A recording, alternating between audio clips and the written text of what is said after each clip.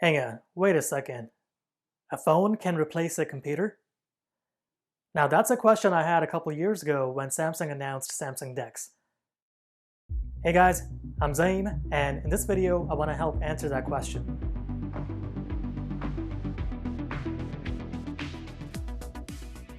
The setup was very easy. I use a Macbook Pro that only has a USB-C input, so I already had an HDMI to USB-C cable lying around. Now, that is all that was needed to start using it.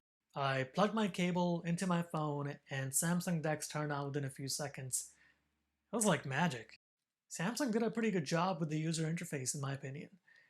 Everything is very nicely laid out and the overall feel is very similar to Chrome OS.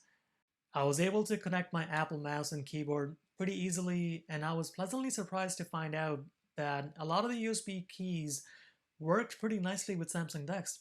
For example, I could adjust the brightness, volume, and playback controls directly from my keyboard. In terms of issues, I did have a couple. For some reason, the scroll gesture didn't work on my Magic Mouse, and I experienced a slight lag while typing things. I think both things can easily be fixed with the software update. I also really like that Samsung lets users navigate by using the phone as a trackpad. It worked super nicely when I was using it, and I was very impressed by the different gestures that Samsung offers.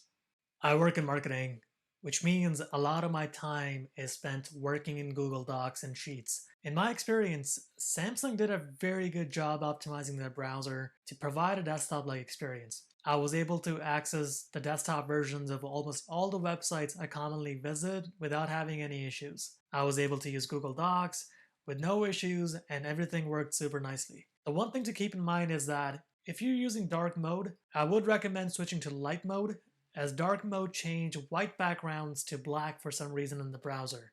To test the browser some more, I completed forums and tried downloading and uploading files using the browser. Everything worked super nicely, and I was able to upload files without having any issues in most places. For some reason, Google Drive wouldn't let me drag any files to upload, which I thought was an interesting quirk.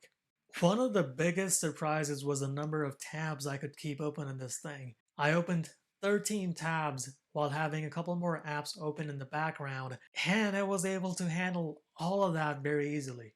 None of the tabs refreshed while I was testing this, which is something even my iPad can't do.